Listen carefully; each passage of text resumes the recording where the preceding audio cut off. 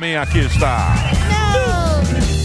No programa de hoje, o historiador, vereador por São Paulo e estudante de medicina, Fernando Holliday, o negro de estimação da direita, que vem lançar o seu livro A Senzala Ideológica. Você sempre tem que ter algo de que você não abre mão, princípios que você não abre mão. O bravo Fernando Holliday. Fernando Feriado.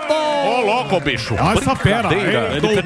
Doutor Holliday. E aí, Holliday, e o livro? Cadê o livro? Eu nunca sei qual é a minha câmera. Pode deixar que eles cortem errado mesmo, não tem problema. Vou te falar. Você escolhe. Aqui você olha pra uma, outra te... Ah, tá, entendeu? É o Ronaldinho Gaúcho. Você olha pra uma e fala pra outra. É o que tiver. Deixa eu falar uma coisa. Cadê o livro? Eu esqueci o livro. Esqueceu o livro? Que comprometido. legal, Põe o livro aí. Então volta outro dia, obrigado. O livro, Vamos remarcar. o livro chama-se Senzala Ideológica. Ele esteve aqui lançando o livro.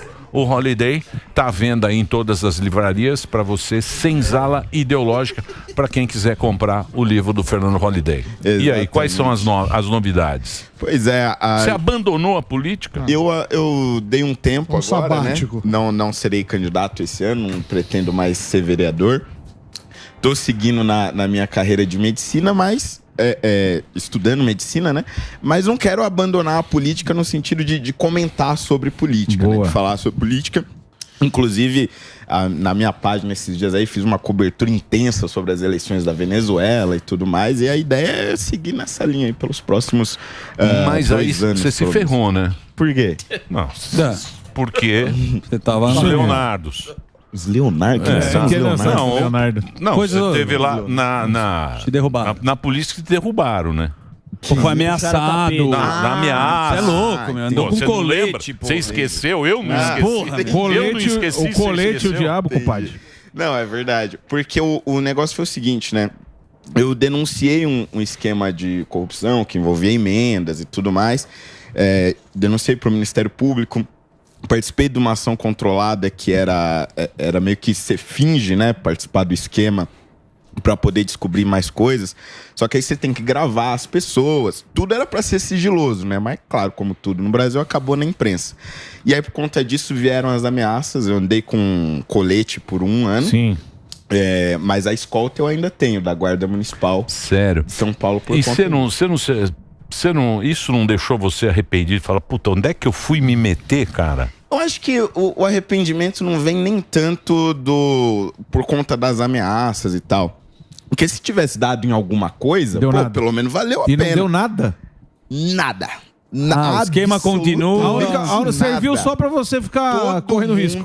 Todo mundo que eu denunciei continua intacto. Não teve nem busca e apreensão. Meu Deus, você tá brincando. Nada. Isso é um dos... E aí isso sim decepciona. É um dos motivos, inclusive, pra eu não ser mais candidato. Isso que eu ia perguntar, esse foi um dos motivos. Fora isso, tem alguma outra questão? Tipo, falou assim, pô, não anda nada aqui, os projetos sérios, a galera não prossegue. Fora isso, qual foi um outro negócio que você falou, pô, eu vou me distanciar um pouquinho? Eu acho que o primeiro ponto é esse, né? De ter visto. Que uma coisa é você de fora, né? Eu vi a política de fora primeiro, como ativista, protestando e tal. Aí você vê de fora e você percebe, pô, a corrupção é um problema, a gente precisa combater e tal. Mas quando você vê lá dentro, quando te convidam pra participar, e quando você ainda denuncia e nada acontece, tipo assim, essa Você fala, o negócio é muito maior do que o... É um negócio, tipo Meu assim, Deus, que papelão, hein? quadruplica, um negócio Sistema, né? O inacreditável. sistema Exatamente. compadre. Então eu vi o sistema assim... Você viu por face dentro. a face, Você viu, exato. E isso dá um susto, dá um impacto.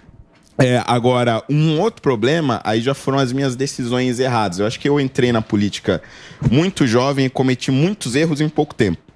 E um desses erros que eu sempre falo aqui, inclusive todas as vezes que eu venho, eu faço questão de falar, porque eu acho que na política, às vezes, a pessoa tem muito medo de admitir os seus erros. Eu acho que é sempre importante reforçar. Eu demorei muito tempo para apoiar o Bolsonaro.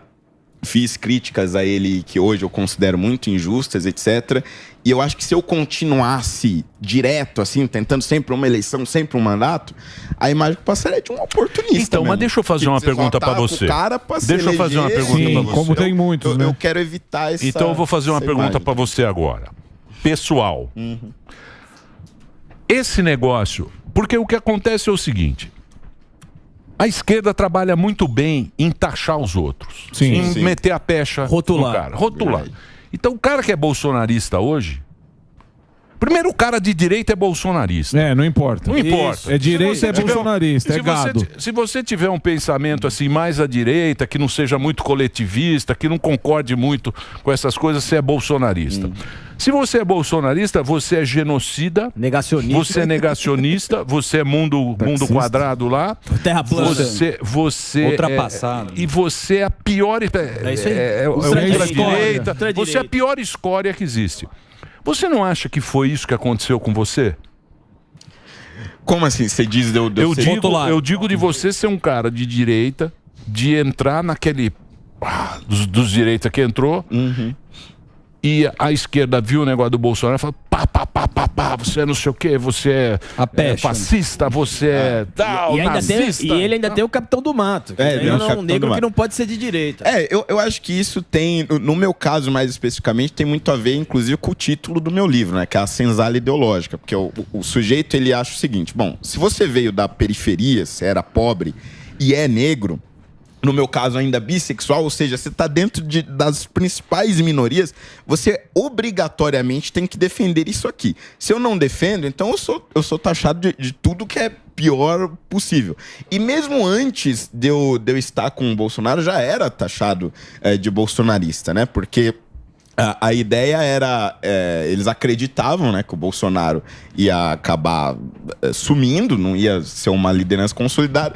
Então a ideia era associar todo mundo ao Bolsonaro para cair todo mundo no fosso junto. Só que foi o contrário, né? O Bolsonaro se transformou numa liderança muito sólida da direita e por a direita ter um líder muito sólido, ela acabou crescendo e se firmando hoje na política brasileira. E aí por isso que eu acho que, mesmo tendo sido rotulado, etc., eu deveria ter feito essa correção de rumo lá atrás, entendeu? Porque não adianta essa coisa de, vamos criar uma direita alternativa. Não é assim que funciona. Não funcionou assim para a esquerda, não ia funcionar assim para a direita. É preciso haver um líder. E isso não significa concordar com tudo que ele diz. Significa reconhecer que ele tem uma liderança importante. Sim, claro. É o pensamento, é o livre mercado, é o pensamento que o cara de direita tem. Exatamente. Que não é ser só. Mas na política você precisa de rosto, né? Essa coisa de você defender ideias abstratas não funciona para o eleitor comum. Agora nos Estados Unidos essa era a discussão, inclusive. A Kamala Harris estava tentando colocar o Trump como inimigo da democracia, etc. Para o americano comum, essa coisa do o risco à democracia era um negócio muito abstrato. Aí ela escolheu um vice que falou que o Trump é esquisito, que é um cara maluco e tal.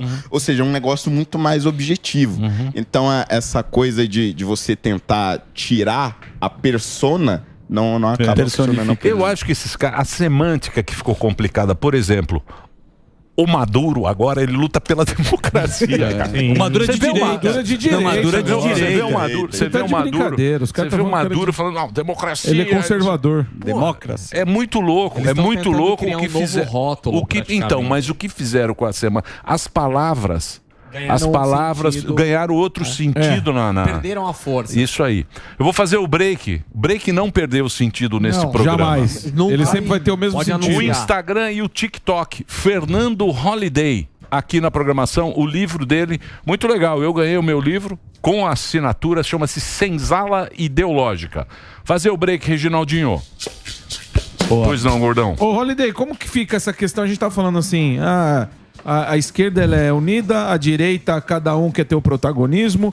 E como que você enxerga, por exemplo, a questão da direita quando ataca a própria direita? Eu vi recentemente o Zema apoiando um candidato lá que não é o Bruno Engler, é outro candidato que inclusive tem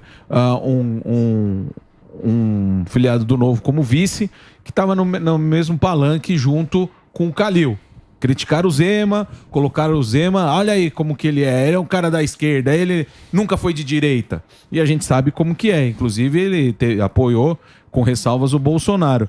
Só que a gente vê também o Bolsonaro apoiando aqui em São Paulo junto com o Paulinho da Força. Como que fica essa questão de, tipo, esse é mais direita, esse não é? Mais puro. Quem que é o puro? E como que você vê essa questão dessa divisão, de ficar julgando o cara lá? Porque assim, você fala uma coisa hoje e amanhã já é diferente. Você sabe que na política é assim. Ainda mais quando se diz a respeito de apoio político. Como que você vê isso daí na política hoje em dia, hein? Pois é, eu acho que esse é um desafio pra gente, né? Porque o problema que deu lá em BH, por exemplo, foi que dias antes o Zema tinha dito que o Bolsonaro era o líder da direita e tudo mais, e que ele estava com ele. Então, veja, se você reconhece ele como o líder da direita, você acaba pressupondo que você vai estar com ele em todos os projetos. E o Bolsonaro tem um candidato lá e o Zema não quis seguir mas ele é do novo, por esse né? caminho. Ele vai não, onde o sim, novo tá. Mas a questão era... foi muito perto as duas coisas, entendeu? Foi uma decisão completamente diferente daquela que o grupo dele estava tomando. Então isso gerou um ruído. Agora, em São Paulo, acho que a gente tem uma configuração um pouco diferente, porque aí a ideia foi justamente criar uma frente ampla, né? Essa é a ideia aqui em São Paulo, para se tentar combater o principal candidato da esquerda. Sim. Então aí se fez toda essa aglutinação e aí misturou todo mundo e tal. Só que o que fez efetivamente o Bolsonaro ir para essa chapa foi a escolha do vice, né? Então acho que esses contextos... Então, é questão partidária, mas aí você não pode julgar o Zema, porque ele também tá indo junto com o partido que colocou ali, porque no final das contas, amigão, é o partido e acabou, não tem essa. Por isso que eu sempre falo que, pelo menos no meu caso, eu escolho pessoas e não partido. Justamente por isso, para não ter essas... você fala uma coisa, faz outra, mas a pessoa é uma só. E o partido que decide, você vai junto com o partido. Você sabe muito bem, você passou por quê? Pelo Novo? O Republicano? Você sabe como que é a questão do partido. Às vezes você tem que ir com o partido, mas você no CPF, você não quer estar apoiando ali. Eu acho que a grande questão lá em Belo Horizonte é: por que não apoiar o único candidato de direita? Essa pergunta ainda não foi respondida. Já foi respondido por que negociei com o candidato X. É o partido que manda. Então. Porque é o partido. Não é lógico. É o partido. É sobre isso que eu tô falando. É o partido fala assim: Zema, o nosso partido vai ser vice do fulano. Não, mas é o partido do Tarcísio. Qual é o partido do Tarcísio? O Zema que manda é o republicano. O cara é do republicano. Então, ele fez um acordo, o Zema nem tava nesse esquema. O que acontece? Quem manda? Sim, o partido. Não, quem manda é o Centrão. Tá. Quem manda? Aí é outra coisa. Aí a gente tá indo pra outras esferas já. Centrão da massa. Quem manda é o Centrão da massa. O Centrão tem dinheiro. É lógico. Tem aquele orçamento secreto. Que o orçamento secreto... Era secreto O agora. cara põe no colo dos negros 50 milhões assim do nada. E aí eles vão e eles votam. Isso tinha que acabar. É verdade. Isso é que virou essa confusão no Brasil. Exatamente. É justamente essa... Fundão. Essa grana, esse dinheiro. É o botão da decisão. Esse é o botão da decisão. Aí vai lá, faz o acerto, você nem sabe o que aconteceu. Exato. Tanto é que a gente vê essas votações de madrugada, um tal, horário some. Aí os deputados são candidatos a prefeito, eles não votam. Verdade. Eles são... É isso, pode escrever. Boa. Os caras não trabalham 3 horas por dia, mas 3 horas da manhã do nada estão trabalhando. O resto é nós, eleitores. Porque Faz nosso papelzinho lá. a gente Bonitinho. tem boas intenções com o Brasil. A gente quer que o Brasil seja um lugar legal. Sem dúvida. Claro. Mas, meu amigo... Mas o esquema tá feito e o sistema já sabe. O esquema Não é pra já todos. Não Agora, só para não sair dessa pauta aí que você estava falando da direita, me parece que é uma coisa positiva para as próximas eleições, que tem nomes fortes aí. O próprio Zema, ele falou que ele tirou a vaidade, né? Falou que ele poderia ser vice. Não sei se o Tarcísio vai ou não, mas tem o Ratinho Júnior. Tem uma turma legal da direita. Você acha que pode ser uma força aí para as próximas ou você acha que vai patinar, como sempre? Não, eu acho que esses nomes você tem o Caiado, que já se colocou, né? E me parece que teve o aval do Bolsonaro para isso também. E o Tarcísio acho que sai como principal nome por governar o maior estado e por ter a maior visibilidade. Só que me parece que o caminho que a direita vai seguir, e acho que realmente deve seguir, é de tentar, até o último instante, colocar o nome do Bolsonaro no campo, porque... querendo ou não, a maior parte da popularidade está com ele. Agora, me parece que se não for possível, o Tarcísio hoje seria o principal nome. Aí o grande dilema é, você abandona o governo do estado com uma reeleição praticamente garantida para se aventurar numa campanha presidencial. Então, assim, não sei até que ponto ele vai estar disposto a isso também. Né? Mas você acha que o Zema segura? Eu acho difícil, né? Acho que, assim, ó, a personalidade do Zema pode até funcionar para Minas Gerais e tudo mais, mas acho que ele não tem a visibilidade necessária para uma candidatura majoritária. O Caiado acho que já tem um pouco mais, inclusive já foi candidato a presidente, tem um Ratinho Júnior, acho que tem outros nomes que poderiam encabeçar melhor isso. Muito bom. Você vê, né, a direita, você vê como o Brasil, ele tá indo mais para direita, tem bastante nome, né? Sim, É isso que eu tô falando, olha a quantidade surgir. Vamos agora... Vamos falar de Venezuela. Oba. Venezuela. Vamos falar de Venezuela. Já que a gente está falando de democracia dos companheiros. Democrata do programa. Claro. Você acompanhou a... Acompanhei, inclusive hoje saiu uma notícia muito interessante, né? Porque até agora a gente estava acompanhando as eleições na Venezuela sobre o ponto de vista da oposição. Sim. Só que a Folha lançou uma matéria hoje falando com fontes de dentro do governo Maduro. Do Miraflores. Exatamente. Que acompanhou a apuração dos votos ali e tudo mais.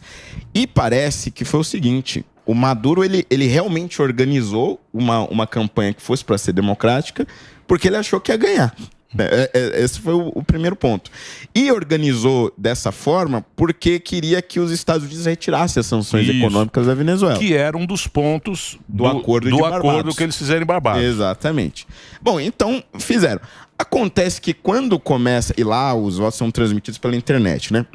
Quando os votos começam a chegar na central eleitoral, eles mandam parar a transmissão dos votos porque perceberam que nos lugares onde eles geralmente tinham votos, né, os bairros chavistas e tudo mais, as pessoas estavam indo votar em massa, como eles queriam e como estavam incentivando naquelas regiões, só que não estavam votando nele. Estavam votando no outro. Exato. Apesar das pesquisas do governo dizerem que aqueles votos ainda eram deles. Então, o que aconteceu? Esse eleitor clássico do Maduro e do chavismo como um todo estava respondendo a essas pesquisas, dizendo que ia votar no Maduro, mas com medo, evidentemente, de uma retaliação. Sim. E aí, na hora H, acabaram votando no outro. E aí eles pararam a votação, etc., e deram aquele anúncio michuruca. Em resumo, foi tudo no improviso. Entendi. E agora vão tentar se manter pela porque força, agora, né? o que ele falou? Porque o Brasil pediu as atas, né? Teve um... Brasil, sim. México... Foi lá no Chile, na verdade. Não, Brasil, México e a Colômbia pediram as atas. Queremos ver as atas, tal. Agora, o que eles estão falando? Eles estão falando que entrou um hacker... El hackerito. Entrou um hackerito e estragou todas as atas. Interior de São Paulo. Ele falou, infelizmente, um hacker. Você Você sabe como é que é? Esse negócio, Esse negócio E de aí- hacker é perigoso. E aí entrou um hacker lá. E eu quero saber o seguinte: como é que vai ficar agora a situação? Porque não interessa ter uma guerra civil na Venezuela, que nem o Brasil a gente já recebe muito refugiado, porque pô, vai ser ruim Muitos também estão em São Paulo, para inclusive. Colômbia, para o Brasil também. Por isso que os caras querem colocar um pano quente lá para tirar o problema O daqui. Lula fala É que isso, tem que né? ter diálogo. Mas o Não, diálogo é a oposição aceitar que... Não é interessante. Sim. Não é interessante para o Brasil ter uma guerra civil na Venezuela. Não, Sim. Não é? Sim. Pra é uma ninguém, coisa. Todo mundo sai Mas- perdendo.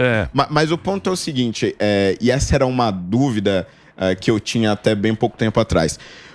O Maduro ele vai se manter pela força, mas a questão é por que as Forças Armadas estão com ele, né? Inclusive viralizou um vídeo da muito Marina general lá.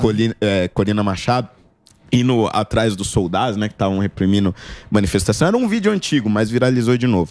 E aí ela dizendo, por que vocês não estão do nosso lado, né? Tem comida nas suas casas? Qual é a situação dos quartéis, etc. As suas munições estão em dia? A sua proteção e tudo mais? E aí eu fiquei pensando, né, mas por que o exército continua com Maduro, sendo que a Venezuela está jogada às traças? E aí o ponto teve até uma matéria da BBC sobre isso também.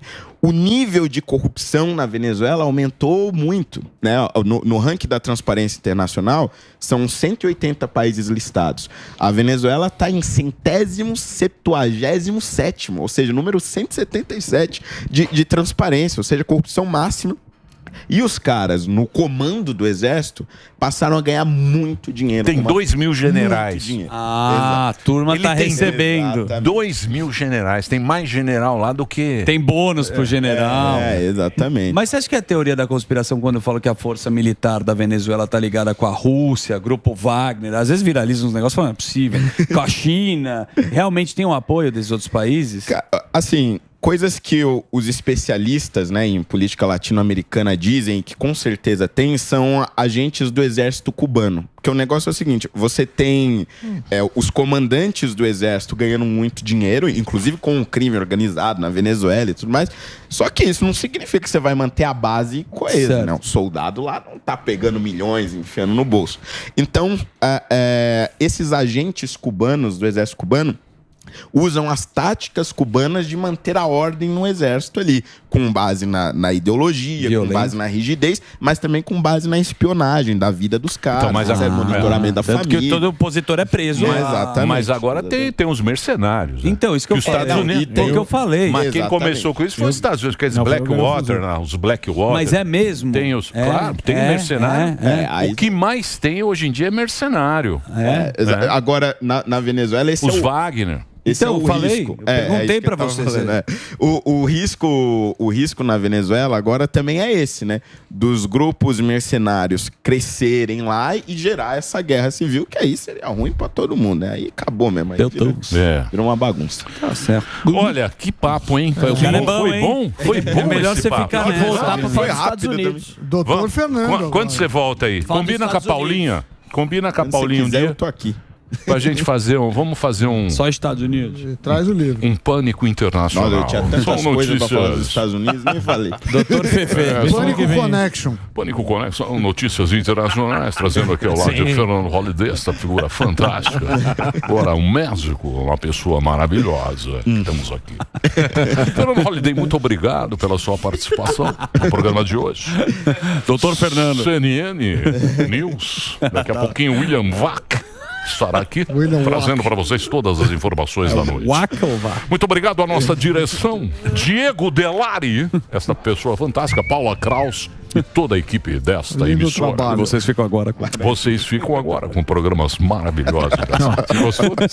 Posso fazer esse estilo também. Muito bom. Vou fazer esse estilo. Ó, inclusive, a última vez que eu vim aqui, o meu livro não estava na Amazon, tinha esgotado, mas já tá lá de novo, hein, pessoal? Ó, Aí Só, sim. só colar lá. esse livro é um livro bacana. Você vai ler e vai pensar aí, ó. É o Senzala Ideológica. Tá à venda, tá nas livrarias, né? Tá em todos os lugares.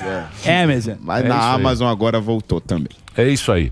Entra lá no site, pode comprar o seu. Ou você coloca Fernando Holliday ou Senzala Ideológica, que já vai lá pro livro, tá? Obrigado, viu, Holliday? Valeu, até a Nas próxima. redes, Fernando Holliday conversando com a gente aqui Boa. no Pânico. Valeu. Vai lá, Reginaldinho. Fernandinho.